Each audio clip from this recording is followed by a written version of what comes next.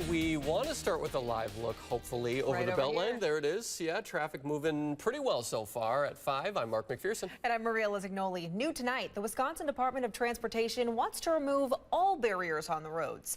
That is, to increase accessibility.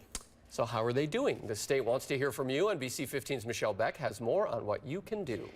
Starting today, you have 30 days to share whatever feedback you have in general. You can also comment on this particular document, what's known as this year's Americans with Disabilities Act, or ADA, transition plan.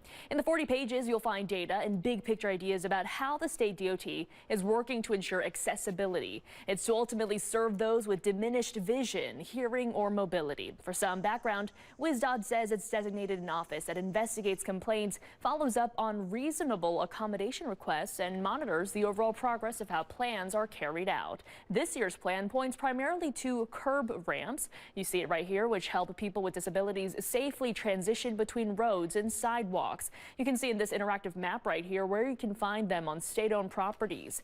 Tondra Davis from WisDOT says last year the state installed or updated more than 1,700 curb ramps across the state. If you think about the state of Wisconsin, there are tens of thousands of curb ramps and facilities that the state owns and things like that. And so it is not something that will be done overnight, but we are certainly making great progress. Something else in this year's plan, community feedback from last year and WisDOT's responses to them. Some critical of the state's pace of adding or updating those curb ramps. Live in the studio, Michelle Beck, NBC 15 News.